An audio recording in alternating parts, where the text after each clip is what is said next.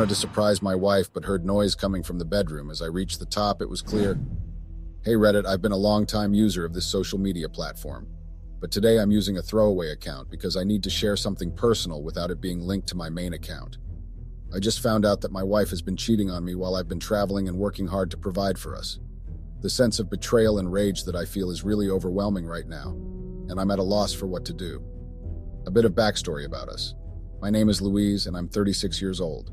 My wife's name is Veronica, and she's 34. We've been married for about 2 years, but our history goes way back to high school.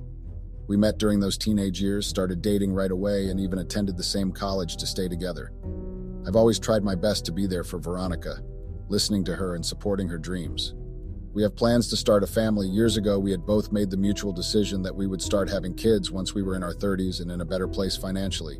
But despite us achieving that now, Veronica still says isn't ready yet for kids. No biggie.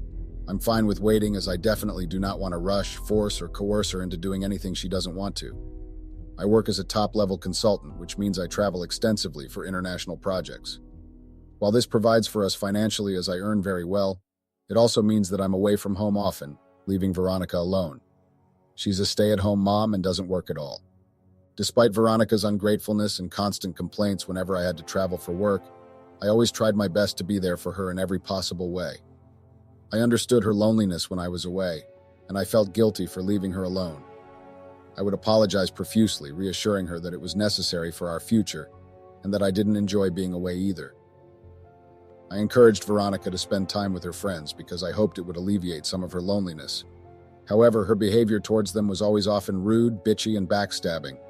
It always didn't take long for her friends to see her true colors and distance themselves from her. I witnessed this pattern repeatedly, where her friendships would start off well but eventually crumble and end due to her toxic behavior. Veronica liked to play the victim, claiming she was a loner by choice. However, the truth was that her manipulative and deceitful nature drove people away. It wasn't that she didn't have friends because she preferred being alone. It was because her actions pushed people away.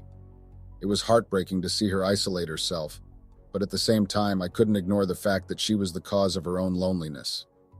Of course, I couldn't stand idly by and watch my wife's relationships crumble due to her own actions. I intervened several times, trying to mend the rifts she had created with her friends. I even went as far as apologizing on her behalf because I knew fully well that Veronica was at fault. It wasn't easy to swallow my pride and apologize for someone else's behavior, but I did it because I wanted to salvage what I could of her friendships. However, Veronica's response to my efforts was always far from grateful. Instead of acknowledging her mistakes, she would play the victim card. She would scream, cry, and accuse me of not supporting her as her husband. According to her, I should have stood by her 100% no matter what.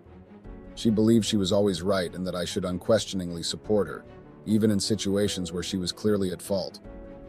Veronica's temper was another problem in our relationship. When things didn't go her way or when she felt challenged, she would unleash her anger in screaming fits and tantrums. It was very exhausting and emotionally draining to deal with her outbursts, especially when they stemmed from her own wrongdoing. But despite her difficult behavior, I continued to try and support Veronica, hoping that she would eventually realize the consequences of her actions and work towards positive change, and that things would improve, and that she would appreciate the efforts I made for our relationship, and notice how much I loved and supported her.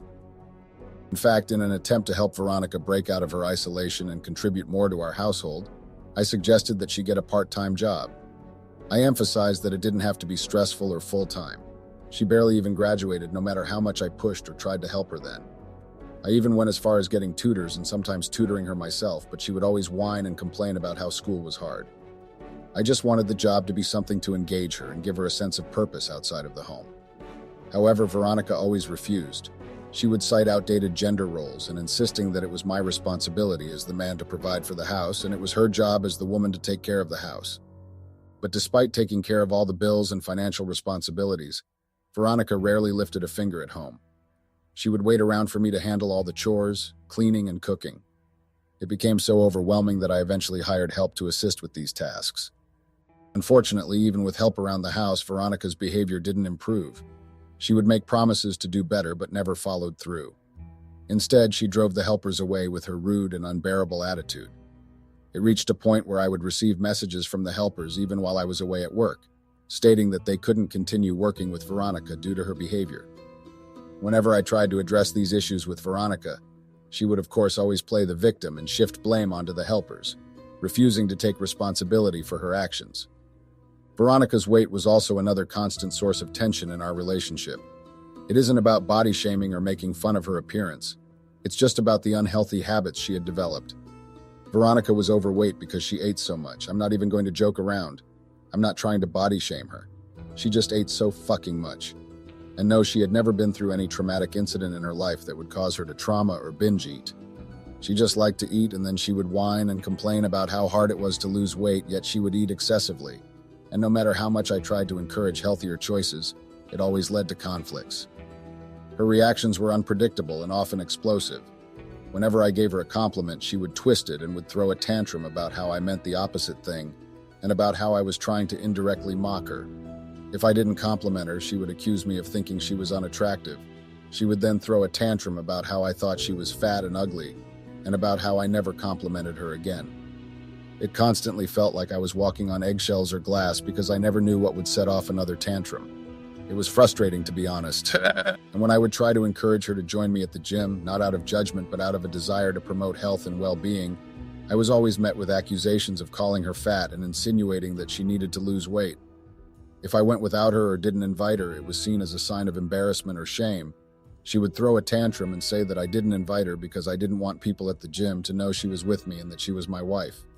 It seemed like there was no winning her, no matter how I approached the situation. Veronica's insecurities were projected onto me in every aspect of our relationship. If I went out to maybe go get drinks or dinner with my friends without her, she would throw a tantrum that I was ashamed of her and that I was hating her because I thought she was fat and ugly. But if I invited her out, she would always refuse. She would throw a tantrum about how she was fat and ugly, and how she didn't want anybody seeing her, and how she was very self-conscious. Which I understand, but then she would then ask me to leave and go without her. And when I would go without her and come back, she would also throw another tantrum that I actually left without her, and that I must have cheated on her while there and that she didn't trust me, and that I must have felt so embarrassed of her because I didn't insist that she come with me. It felt like a constant cycle of accusations and misunderstandings. Despite all this, I was deeply in love with Veronica. I overlooked her flaws and insecurities because I wanted to make her happy.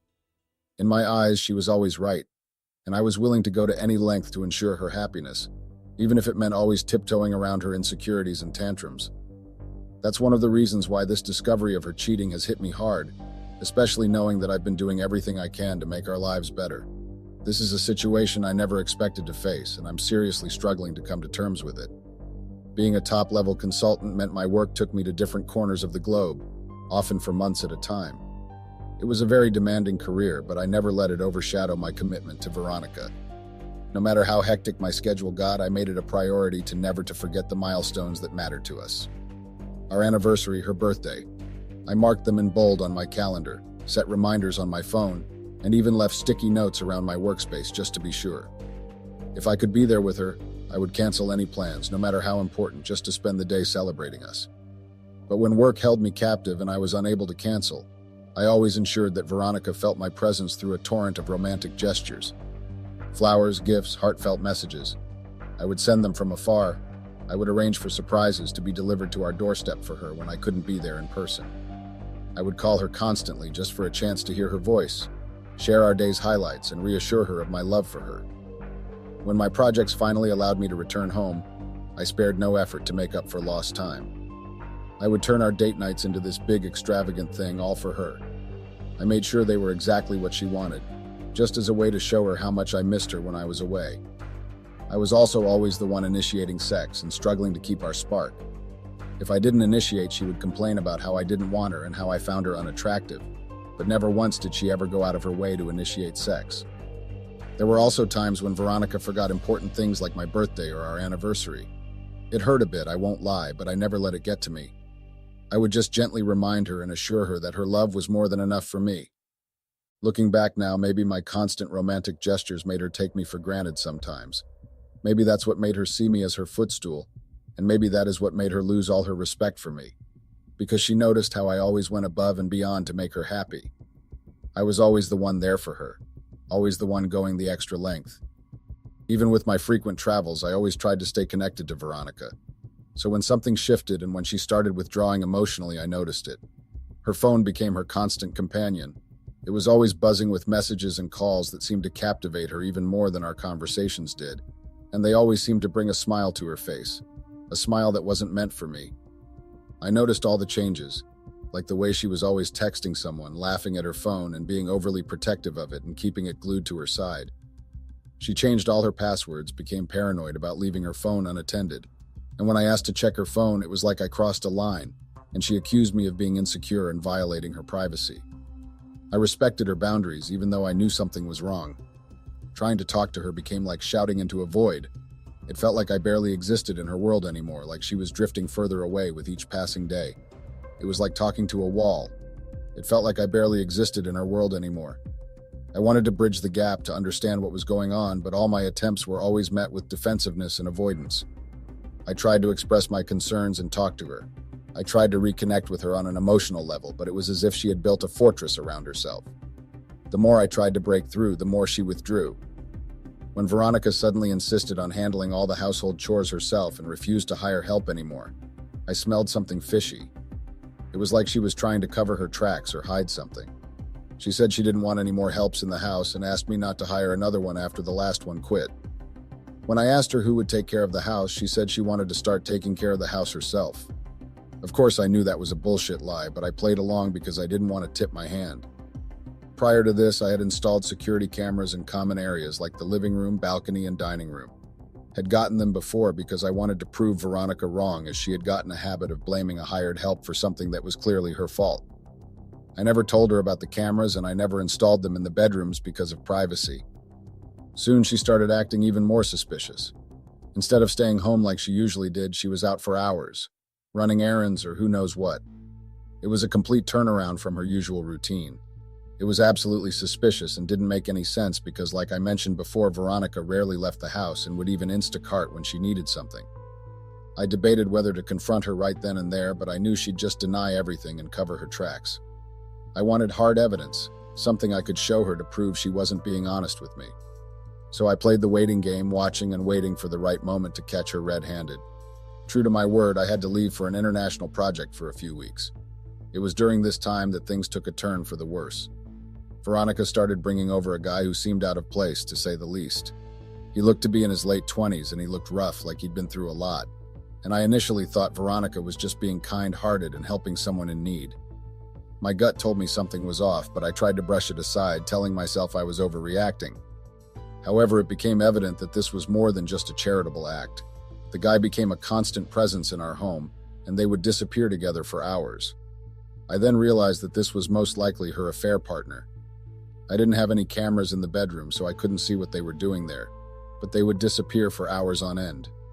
They would be in the living room watching maybe a movie, and then they would leave for hours on end to most likely go to the bedroom and then come back to the living room. Eventually, I couldn't deny the truth any longer. I installed cameras in our bedroom, hoping against hope that I was wrong. What I saw was like a punch to the gut. It was absolutely disgusting. My wife, the woman I loved and trusted, was cheating on me right in our own matrimonial bed. Then Veronica and the guy grew bolder and bolder. He acted like he owned the place. He would disrespect my home and me. I felt powerless, not knowing how to confront them without causing a scene. Veronica knew my work schedule well, and she took advantage of my absence to carry on with her affair right under my nose.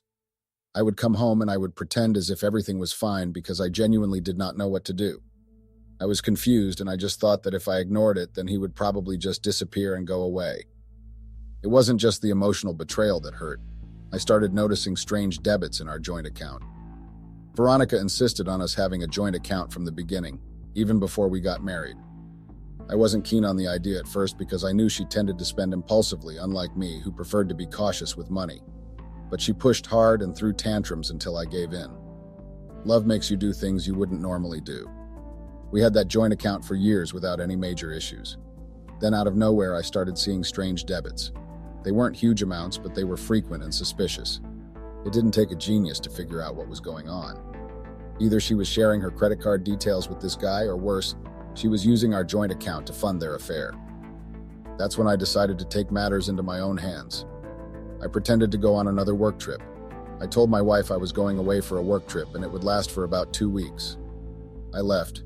She drove me to the airport and she didn't even wait until I had left for even a day before she brought him over. This time he started sleeping over. He had been at my house for about 3 days in total when I decided to surprise them. I had lodged in a hotel, but it was a bit far from the house as I didn't want any coincidences of running into them. I ordered some flowers to surprise my wife, then got an Uber to my house. They didn't even hear me get into the house. Before I even got to the bedroom, I was already hearing their moans. And by the time I got to the top floor where our bedroom was, it was pretty clear that they were at it. I am crushed. I feel so angry and confused. How could she betray me like this after everything I've done for her? I genuinely couldn't bear to stay and confront them. So I just quietly left. I will get my revenge, though. She wouldn't walk away from this without facing the consequences. I need advice and a place to rant, hence why I turned to Reddit. How do you go about such a situation? How do you deal with such a deep betrayal? How do you make sure justice is served without losing yourself in the process? I'm hurting, angry, and confused, but I won't let her destroy me without fighting back. I couldn't resist the urge to stir the pot a bit, so I sent her a text, casual as can be, saying that things wrapped up sooner than expected and I was on my way back home. Oh, the satisfaction I get from just imagining her scrambling to get her affair partner out of the house before I arrive. She will have to face the consequences of her actions. Any advice on how to navigate this whole shit show would really be appreciated. Reddit. Update. Hey Reddit, it's been a roller coaster since I last posted around 2 weeks ago. I never expected the response my post received. It exploded with thousands of comments and DMs flooding in. I'm overwhelmed by the support and advice pouring in, though I must admit I couldn't reply to all of them yet. I'm trying my best and I'm grateful for every message and piece of advice I've received. The support from everyone has been incredible. The advice and comments have been varied, but a common thread is that many of you believe she deserves some form of revenge. Initially, when I made that post, I was consumed by anger. But now I've calmed down a bit, although not enough to forgive her. Revenge is still on my mind, and I've received plenty of creative suggestions from fellow Redditors. Some petty tactics are definitely in the works, haha, and I really appreciate the suggestions. Many of you advised me to check the divorce laws in my state, and I plan to do just that. I'll also be consulting with my lawyer to keep him informed of the situation. Some of you even shared ideas on how to subtly mess with her, which I find amusing and plan to maybe put into action. As for serving divorce papers, I'm holding off for now. I want to expose her infidelity in front of her family first. Her mom's birthday is coming up, and I've hinted at having big news to share during the family dinner. I haven't disclosed the details to her mom yet, but our relationship is strong, and I'm confident she'll be supportive. Like I've said before, she doesn't have any friends because of her behavior, and even her family are almost fed up with her.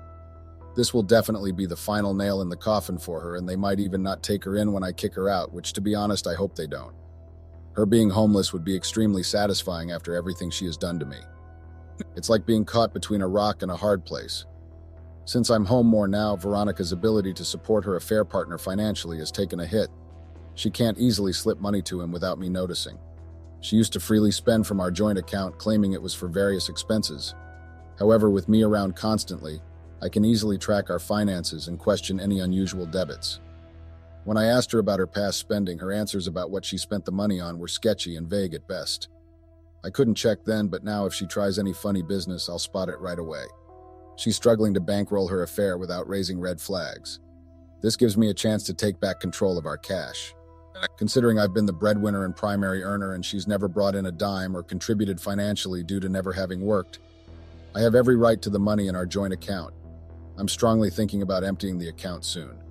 If she notices and asks, I'll come up with a good excuse to lay her off my back and avoid arousing her suspicions. Also, since returning unexpectedly, things have been tense at home. My wife keeps asking about my travel plans, but I keep it vague. I also turn the tables on her when she presses, questioning why she's not happy that I'm home. It's clear she's antsy about not being able to see her affair partner or leave the house for lengthy periods while I'm around. I've even checked her phone, and her partner seems equally anxious and keeps asking when I'll leave. They can't even make phone calls since I'm always home, and she's trying her hardest not to be suspicious, haha. Like I think I've mentioned before, I did some digging into Veronica's phone and found out some shocking stuff about her affair partner. Turns out they met on a dating site, and guess what? Veronica was actively using it, pretending to be single. It's crazy that the person I thought I knew has been living a secret life right under my nose. Thinking about how many times she might have cheated before with different guys makes me sick to my stomach. As I dug deeper, I found the guy's Facebook profile. The irony is off the charts. He's got a girlfriend and they're all lovey-dovey on social media. It's like a messed up game of cheaters finding each other. I guess birds of the same feathers really do flock together. I then checked his girlfriend's Facebook because part of me wants to spill the beans to his girlfriend, show her the proof from our home cameras and Veronica's phone. But I was stuck for a while. I wasn't sure if the best way to tell her would just be to send her message with all the evidence or ask to meet up in person first. I then decided that I should probably send her a Facebook message first and ask to meet up. I'll make sure to keep everyone updated as things progress. Thanks again for the overwhelming support and kind words. I really appreciate them all. Update. Hey Reddit, it's been a while, but I've got a major update to share. Remember when I said I messaged Alicia, the girlfriend of Veronica's lover? Let's call her Alicia to protect her privacy. Well, we met up, had some much-needed coffee, and dove into a serious conversation. Alicia was surprisingly cool about the whole thing. She said she'd been noticing weird changes in her boyfriend's behavior and finances, which aligned perfectly with what I'd observed with Veronica and her lover. Alicia's boyfriend, let's call him Joe, is apparently a lazy dude who barely shows up for work, and the only reason he hadn't been fired was that he worked for Alicia's dad. Sound familiar? Yeah, it's like a mirror image of Veronica's situation with me. Alicia's been the one holding things together for Joe, just like I've been doing for Veronica. As Alicia poured out her heart, I couldn't help but feel a connection. We were both dealing with partners who didn't appreciate what they had. It was heartbreaking to see how much she loved Joe despite his flaws. She even teared up a bit, and I felt a pang of sympathy. I handed over all the evidence I had, including those bedroom camera shots. Alicia made a joke about turning it into a homemade movie and putting it on some adult site, but honestly, I couldn't care less.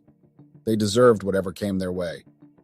Despite the heavy topic, talking to Alicia was refreshing. We clicked instantly, and I found myself enjoying her company. It felt good to share this burden with someone other than Reddit.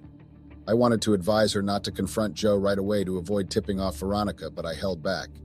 At this point, whether Veronica found out or not didn't matter. I was done with her and ready to move on. Alicia and I decided to stay in touch. Who knows, maybe we'll become good friends. She's a pretty cool person, and I could use more positive vibes in my life right now. Update. Hey Reddit, it's been a while since my last update. I've been doing a lot of thinking, cleansing, and reflecting. I do have good news though. She is finally out of my house. She tried to fight and play the pity card, but of course that didn't work. So here's what went down. While counting down the days until her mother's birthday dinner, I expected Veronica's lover to spill the beans to her. Surprisingly, he didn't. Alicia, his girlfriend, told me that she had informed him she knew about the affair but didn't reveal her source or show him the evidence. That move caused him to cut off all contact with Veronica because he really wanted to rectify his mistake, and that made Veronica super anxious and fussy. I was thrilled. It was like karma served on a platter. Veronica, probably now realizing her mistake, started trying to act normal and even attempted to be intimate with me. She was now trying to hold conversations with me, even trying to be intimate and asking why we didn't have date nights anymore. Obviously, I shut that down real quick. Fast forward to the birthday dinner at her mom's. I got her mom a couple of gifts because, honestly, I felt a tad guilty about dropping the bomb on her big day. After dinner, when everyone was chill and the kids were occupied, I made my announcement. Right there in front of her entire extended family, I spilled the beans. I told them about her cheating, about the affair partner, and that we were getting a divorce. Chaos ensued. Everyone was yelling, screaming over each other's voices, questioning why she'd cheat. Veronica was in shock. I guess she probably didn't expect me to know. I used the chaos as my cue to bail. I knew if I tried kicking her out while she was there, things would get messy. She could get violent, and I didn't want that. I also wouldn't be able to call the cops to get her out because despite the fact that it is my house, it is also listed as her primary address, and that means that I cannot kick her out and I would have to undergo a whole eviction process that would take at least 6 months. That was way too long, and I didn't want her continuing to live with me for that long. So I left her at the party and dashed home to pack up her stuff. I left her expensive things like the jewelry because, hey, I paid for them and wasn't about to fund her escapades. She would probably sell them and then spend the cash. At this point, she was trying to blow up my phone with calls and texts, asking me why I had left, saying that we had to talk and I couldn't just ditch her like that. It was just a load of bullshit, to be honest. She then said she was getting an Uber and coming home and that we would have to talk. Before all this, I'd already sorted our finances, cleared out our joint account, and set up separate ones. She kicked up a fuss, but I didn't give in. I started using the joint account strictly to pay for bills and necessities. I had previously left some cash in the joint account for some of those necessities, and that was what she then used to pay for the Uber after the birthday dinner. When Veronica came home and saw her stuff on the porch, all hell broke loose. She screamed so loud I thought the neighbors might call the cops for a noise complaint. I really didn't want the cops being called because again I would probably have to fold my hand and let her into the house because it was listed as her primary address. I genuinely didn't want that, and I just wanted her to leave quietly. So I stayed quiet and didn't respond to her. She then started banging on the door, screaming and even cried. She tried every trick in the book.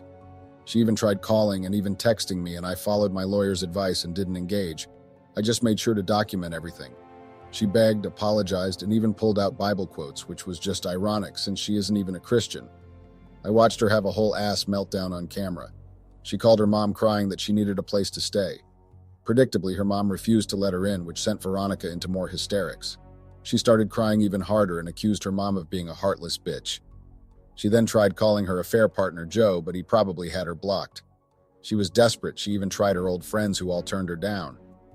I took matters into my own hands, sending out texts to everyone explaining everything and telling them not to let her in. Petty? Maybe. Deserved? Absolutely. I also informed my family about what went down so she wouldn't show up at their houses spinning some bullshit story. I should have called them ages ago, but it just kept skipping my mind because I was still in shock. Eventually, she left. The next morning, my phone was flooded with her messages. I ignored them and reached out to Alicia, who updated me on Joe's situation. Her dad fired him, but he was refusing to leave her apartment. I asked her if she needed my help getting him out, but she said she appreciated it and that I shouldn't worry. She said her dad and her brothers were coming over to kick him out themselves, and that in the meantime she was staying with a friend. After kicking her out, the emptiness of the house has now hit me. I feel lonely, but I don't want company. I'm focusing on cleaning up and remodeling and just taking life slow. My friends have all been trying to cheer me up, my family members too, and even my soon-to-be ex-mother-in-law. Even Veronica's siblings have reached out, even some members of her extended family. My mom even suggested she come stay with me for a while, or if I would prefer one of my younger siblings to stay with me for a while so that I wouldn't feel the loneliness much. But I told her it was fine and that I would greatly prefer to be alone.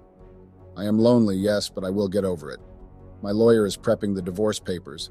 I won't be able to update in a while because I really don't know if it's legal or not to talk about a court case in the works, but I would rather not take my chances. I'll update once the court case is settled. A lot of you have been really eager to see this to the end and have been with me since the very beginning. I really appreciate it. Thank you all so much. Update. Hey Reddit, it's been a while, maybe 3 or 4 months since my last update. Sorry for the delay, life's been keeping me busy. But I've got some great news to share. I won the court battle against Veronica. I went through the court process and let me tell you, it was a ride. I didn't talk about this earlier because of legal reasons, but now that it's settled, I can spill the beans. After my last update, I was initially worried about Veronica getting alimony, but my lawyer, who's also a good friend, shared a loophole with me. He suggested transferring my assets temporarily to someone trustworthy to minimize what Veronica could get. Risky? Definitely. But the thought of Veronica getting a dime from me was intolerable, so I went for it. I chose to trust my mom with this plan. We kept it between us and she was fully on board. In court, Veronica was in for a shock. The majority of my assets were shown to be under my mom's name. She was livid, to say the least, but she walked away with nothing. It was a moment of sweet victory. Seeing her face, that realization was priceless. She knew I had outmaneuvered her, but couldn't pin down how. It's a memory I'll cherish, second only to kicking her out. To celebrate, I took my mom out and had a great time with Alicia the following week. Alicia and I have been getting closer, and who knows, there might be something more between us down the line. She was thrilled that Veronica got nothing and that Joe got the boot from her life too, thanks to her family. It's been a wild ride, and I've made big strides since then. I made sure to block Veronica completely, shutting down any way for her to reach me. I even switched out the locks to be safe. I'm toying with the idea of selling the house and moving somewhere fresh, but that's still just a thought bouncing around. Right now, my main focus is looking after myself. I've been taking better care of my mental health, taking breaks from work, and just giving myself the time and space to heal. It's been a real journey, and I feel like I'm finally getting somewhere positive. I want to give a huge shout out to everyone who's been by my side, offering support, advice, and just being there. You guys have been a real lifeline during this tough time, and I'm so grateful. It's amazing how much strangers online can lift you up when you need it most. As I wrap up this part of my life, I'll be saying goodbye to this account by deleting it and going back to my main one. Thanks a million for everything, and I wish you all nothing but the best. Stay awesome, everyone.